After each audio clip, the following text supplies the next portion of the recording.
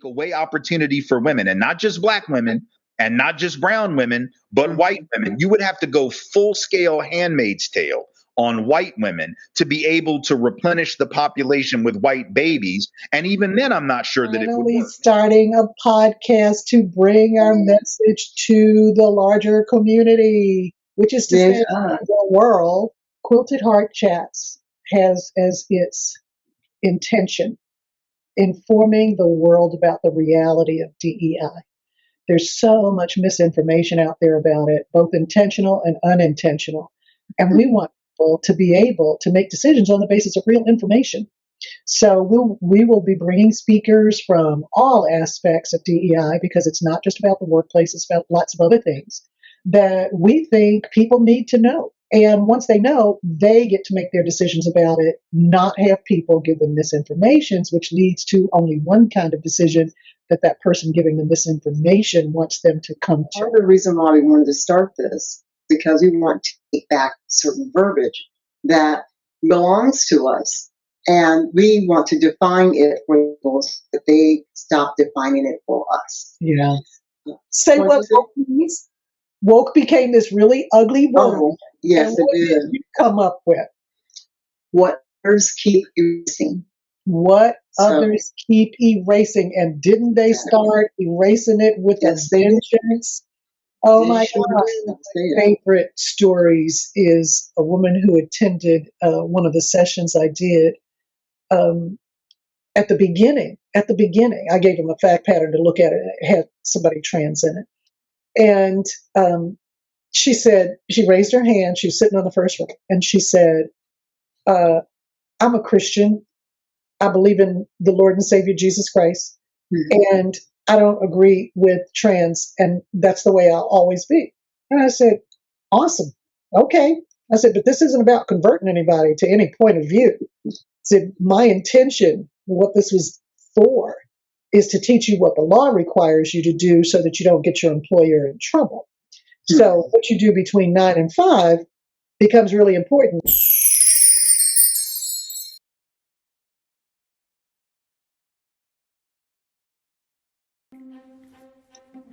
Tim Wise is one of the country's most compelling voices on culture, politics, and power, bringing 3 decades of experience to some of the most urgent issues of our time. A gifted storyteller and strategist, he helps audiences understand how we got here, what's at stake, and how to move forward with clarity, courage, and purpose. Wise has spoken at more than 1,700 college campuses and hundreds of conferences, nonprofits, and leadership summits, reaching audiences across education, business, law, public service, and media. His talks offer not only historical insight and sharp analysis, but also concrete strategies for shifting institutional culture and navigating today's polarized climate. He is the author of 9 books, including Dispatches from the Race War, Under the Affluence, Dear White America, and the acclaimed memoir, White Like Me, Reflections on Race from a Privileged Son. His work has appeared in Salon, The Root, HuffPost, and numerous anthologies, and is widely used in classrooms and professional training programs. Wise is a frequent commentator on CNN and MSNBC, and has appeared in several documentaries including White Like Me, The Great White Hoax, and Vocabulary of Change with Angela Davis. He began his career organizing against the political rise of white nationalism in Louisiana, later advising Fisk University's Race Relations Institute and training professionals across sectors. He currently serves as Senior Fellow at the African American Policy Forum, contributing to public education and strategic dialogue on racial justice and intersectionality. Whether speaking to educators, students, civic leaders, or executives, Tim Wise offers a compelling voice for truth-telling, bridge building, and institutional transformation in a time that demands nothing less. Welcome back, Tim. Well, because we're going to teach history. It is going to happen. This stuff cannot hold. what they're trying to do, because there's just not enough infrastructure for that. They think there is because they believe they're the smartest people in the room. So when the other people who actually are smart start talking, they are discounted, especially if you're black, brown, woman, child. What is it? Black man, woman, child. Yeah. Dog, camera. What was it? What was the test they gave?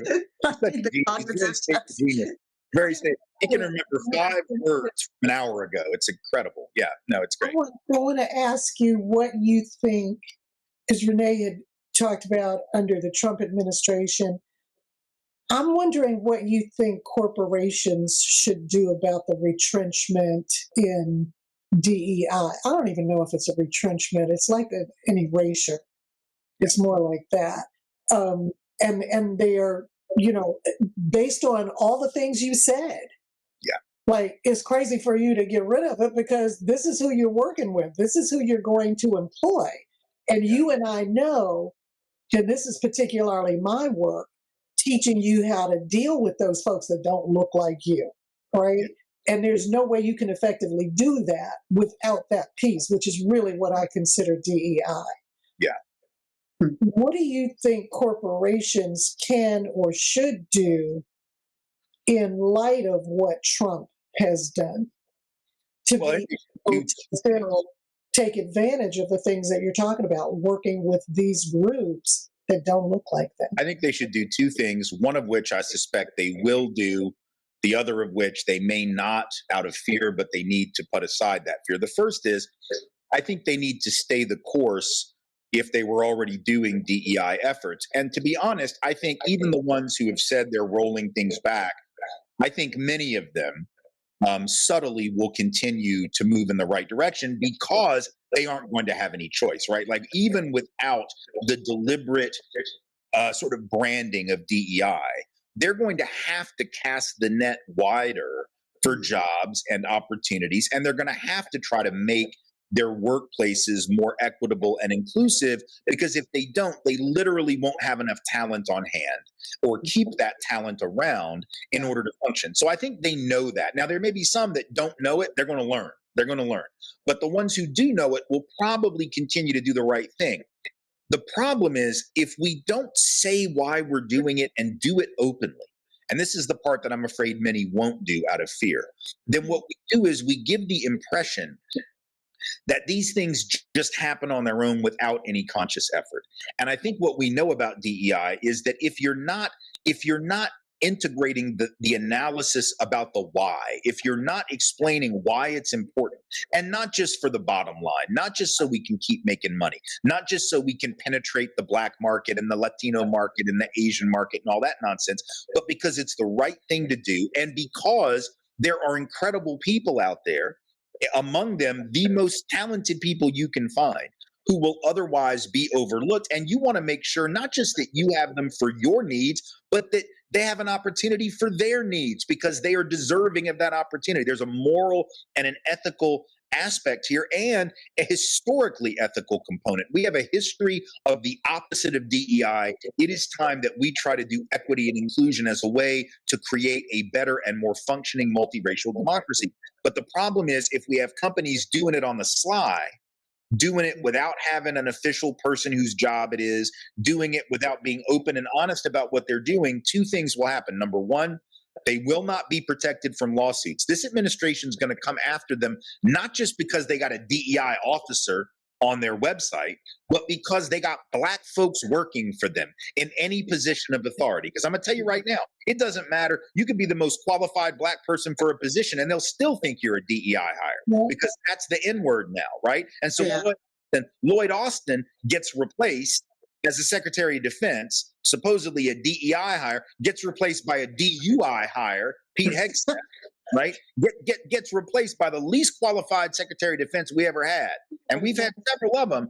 DUI hire Pete Hegseth, right? Who still looks at Lloyd Austin and says, well, I don't know if he got his job just because of his color. Well, I don't know. Check his uniform and tell me the question, answer the question then. Check his resume, check his history, Fox News host, right? But so that's the thing. Even if you don't announce that you're doing it, they'll still come for you. Even if Columbia has capitulated as a university to a bunch of the things at the school that the administration asked, and they're still coming for them. These laws capitulated, they're still coming for them. So that's why you never pay the ransom. You never pay the ransom. That is the point. It's so when these people come for DEI, they don't mean that they're coming for so-called preferential treatment that's illegal under they are when they see people of color in positions of authority, head of the Library of Congress, for instance, right?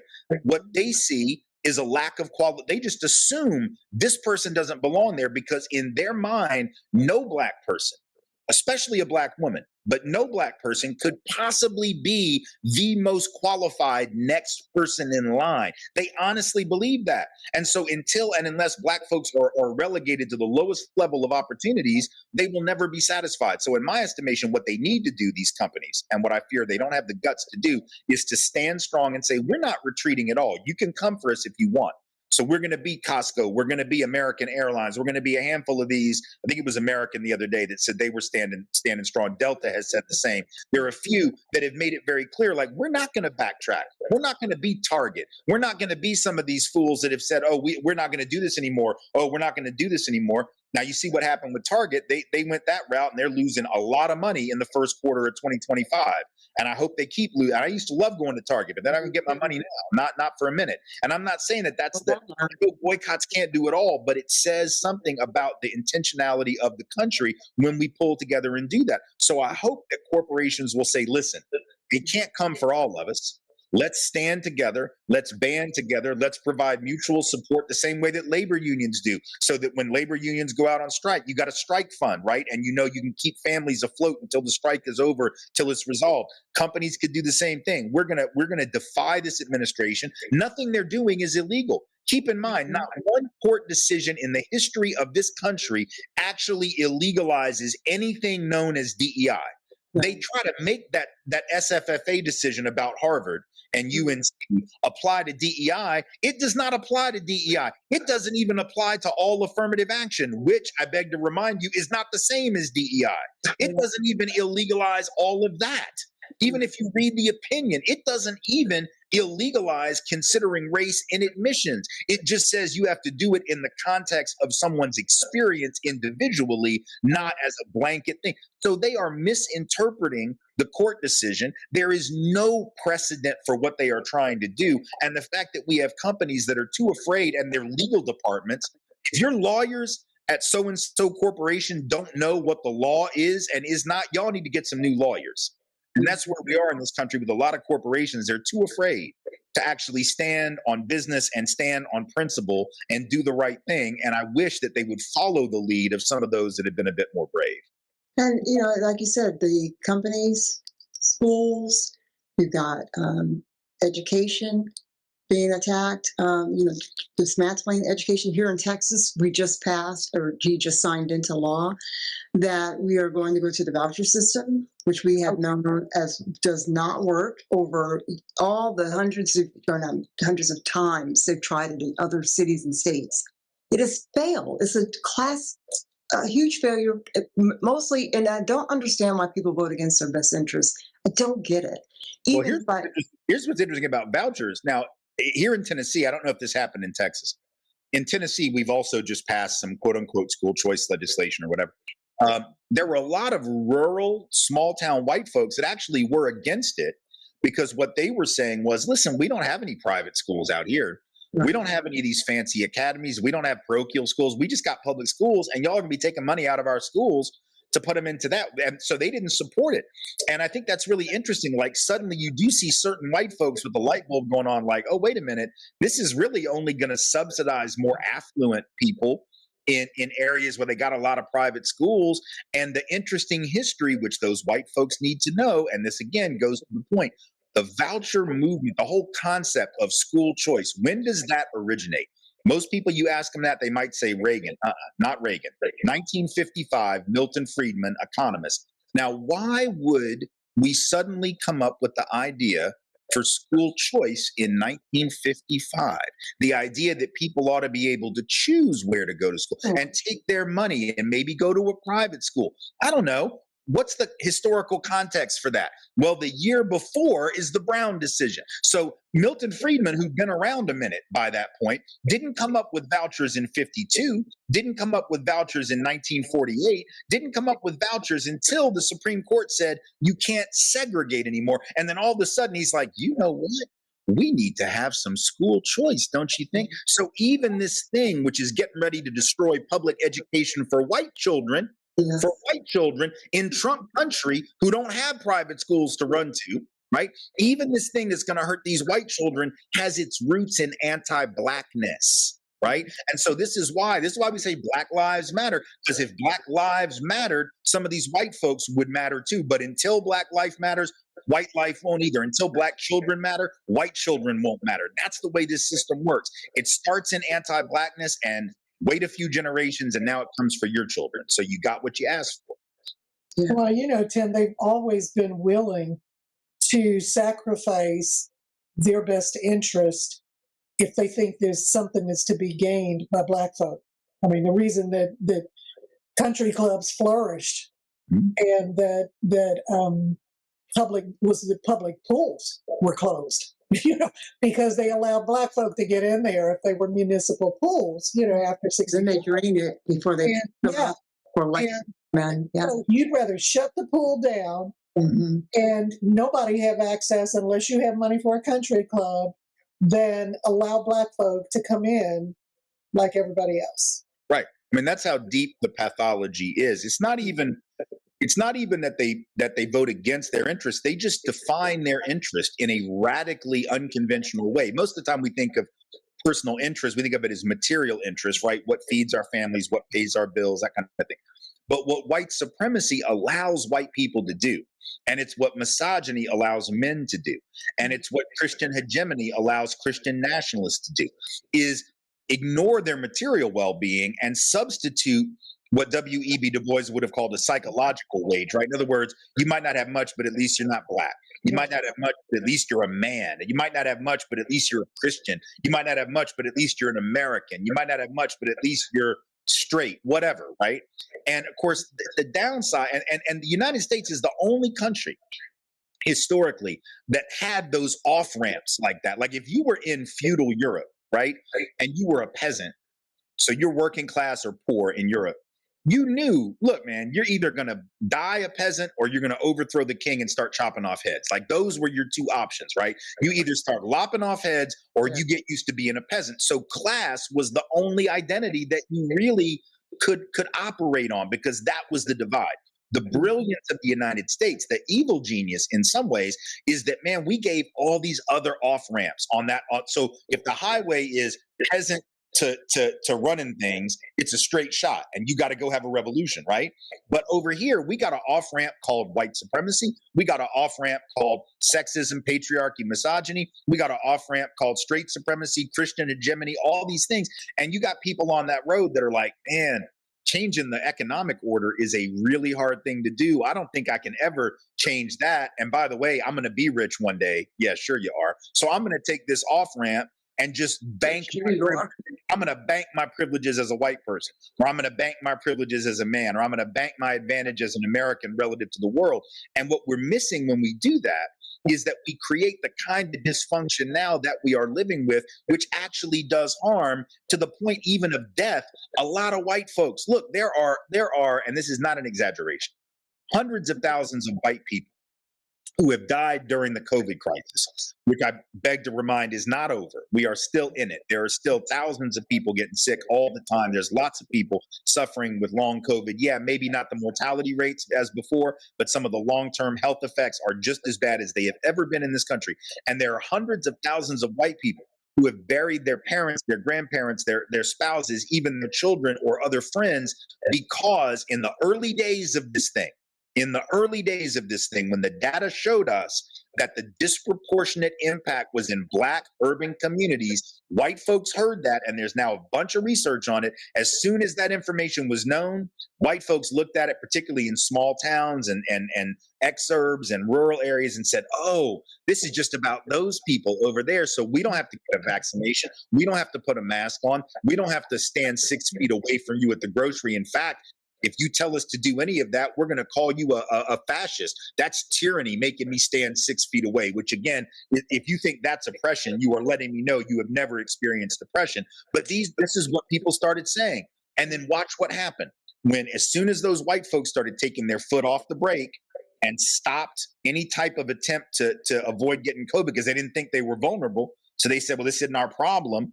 After a year of COVID, the white mortality rate had eclipsed where it had been before. And now from April of 2020, when when only 28% of the dead were white, April of 21, 1 year later, 60% of the dead each month were white. How did that happen? It happened because when we thought it was just black death, we were like, too bad for them. And then it came around, and now grandma, you put her in the ground.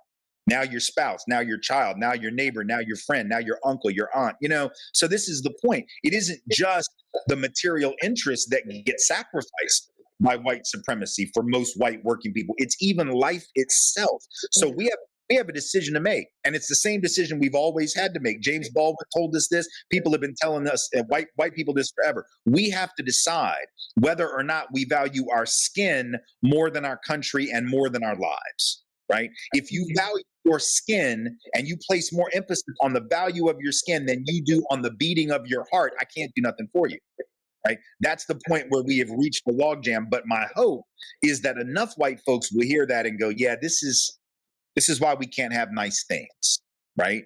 And maybe if enough white folks decide this is why we can't have nice things, then they will hit the streets the way folks did yesterday, and hopefully will be in months to come. I sure hope so. It sounds like a lot. I know we've covered a couple of things. Oh my God! Things are on our list to cover because this conversation takes on a life of its own. Yes, It's a necessary discussion. Why is there a problem? Or I should say, my other thing is, if you don't want diversity, and I think you just said something kind of like this, you don't want diversity, that means you want it to be just you, just who we are, you think you are, I should say. And then no inclusion, I want everybody out, what we're doing right now.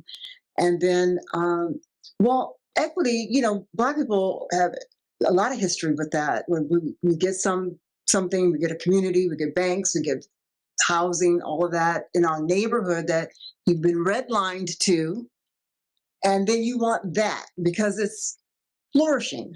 So it's like you said, we're part of taking. That's our culture. We take others and we adopt it and act as if we created it.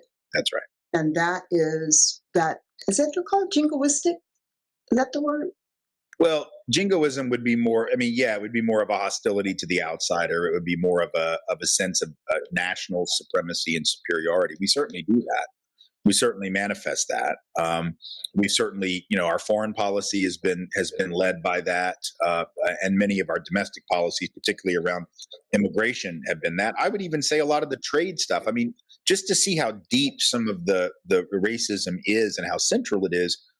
Think about an issue like tariffs. Like, we don't talk about Trump's trade stuff as being an example of white supremacy, but look at the principal countries that he's really angry at are quote unquote non-white countries, right? He's angry. Really, China's the worst offender, and he's been talking about trade with China and with Japan and other Asian nations since the 80s. He's been on this thing for a minute. This is not a new obsession for him.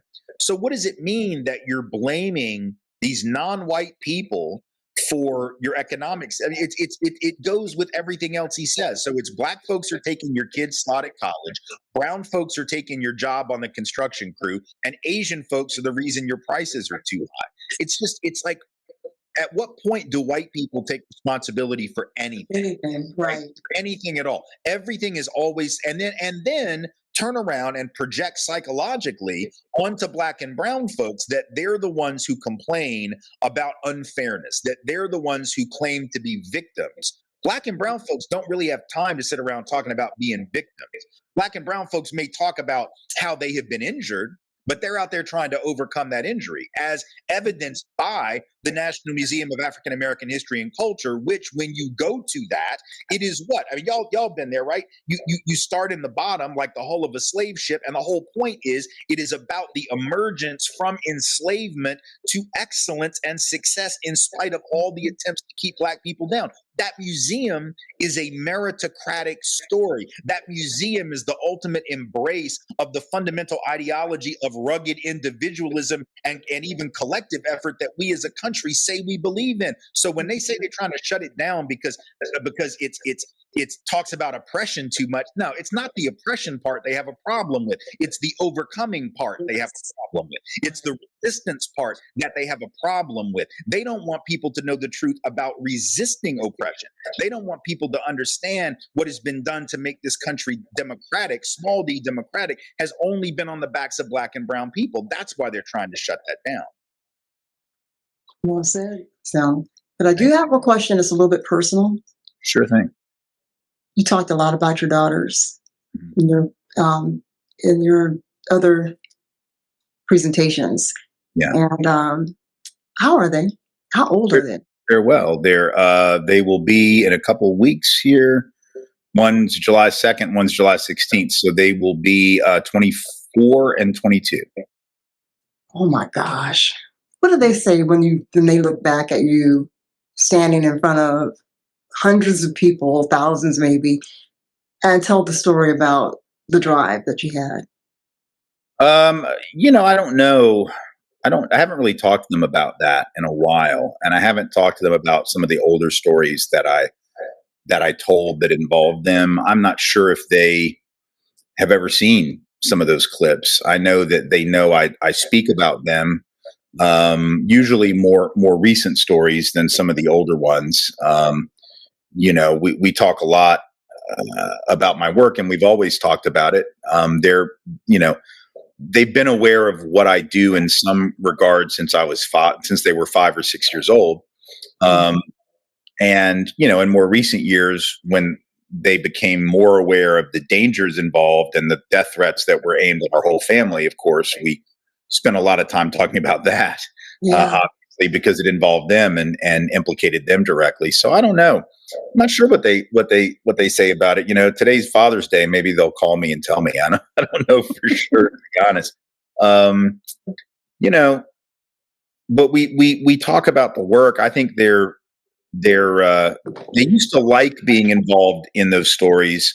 I'm not sure how they feel about it now. Like, I think at the time they thought it was cool that I would talk about them in the story or bring them into the story. They might be a little more self-conscious about it, I guess, now. But having said that, my oldest daughter, when we were in the middle of being threatened in 2018 after our family's address had been leaked and we had been doxxed online and all the phone numbers were leaked and the address was leaked and where the kids went to school was leaked and everything. Oh my God.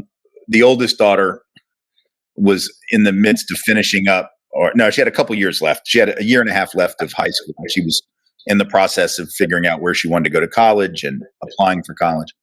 And for her, she took it sort of all in stride. I'm sure it was scary. It certainly scared the younger daughter. But the oldest, said, well, I guess at least if the Klan comes and burns a cross on our lawn, I'll have a really great college essay. And I thought, well, I guess you're right. It'll probably get you in anywhere you want to go if you tell them. That's your sense of humor, huh?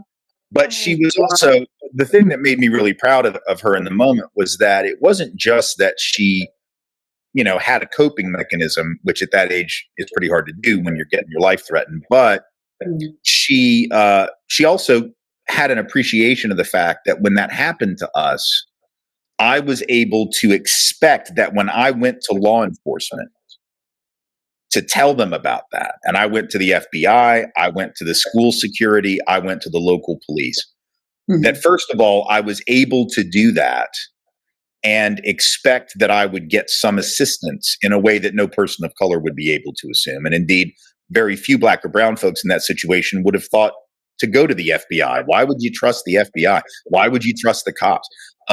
I went to try to get what measure of support I could, and she understood that. I obviously understood that as a privilege. but so did she. And she actually, that was her college essay. It was not just that these things happened to us, but that she understood that there was a lot of privilege in being able to assume that even in the midst of something like having your life threatened, you would still be able to access support from systems like law enforcement. So, I felt it was very, I was very proud that she sort of had gotten the deeper message of what that moment was, right? That it wasn't just that we were victims of this horrible threat or multiple threats over several weeks, but that we also were in some sense still better insulated from that threat than any person of color doing this work. And even a lot of people of color who don't do this work would ever be, right? Right. Wow. How insightful. You're right. And so I was going to, that was going to be my Right. Well, I'm glad. Is she picking up the baton? Is she going to follow? Oh, no. They have their own thing. I mean, both of our daughters are dancers. One got her BFA already. The other is getting her BFA now at a conservatory. And one has started her own dance cinematography company, her own videography company for dance video and dance film. She's also still dancing and performing herself. The other one has another year of school left, and she wants to be a dancer. She wants to do New York. She wants to do cruise ships. She wants to do Broadway, all the things. So, so they have the consciousness and they have the awareness, but they have their own thing, which I think is great. Yes, that is. And also, it's great that they're dancers. Yeah, amazing. That was my track at one point. It is amazing. They're both extraordinary at the craft, and so just hoping they stay healthy, hoping they stay, because it's physically very taxing and it doesn't last forever. So so they're going to enjoy it while they can. Yeah. Great. Renee, we need to let him go. No, Tim, we've gone. Thank you very much for being so. Good luck with the editing. You may have more than 30 minutes on this. I don't know how you. It's my fault. I don't know. But you did so good. How can we take any piece of what you said out? I'm not asking you to. Y'all got your own time. You can do whatever you want. I'm good. Tim, thank you. Thank you so much.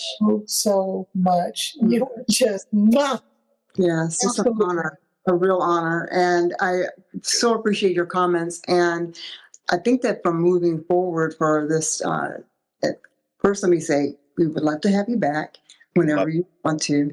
And thank you very much for coming. But I think this conversation is really helpful to move our conversations forward with the other pieces of the puzzle, and or quilt, I should say, because we are building our quilt. You're one of those pieces. Cool. I think we'll put you in the middle, so everything comes from. Very exciting, very honored to be there, and very honored to have been with y'all today. Thank you. All right, Tim. Thank you. Thank you. Have a great rest of your day. Your Father's Day. Yeah.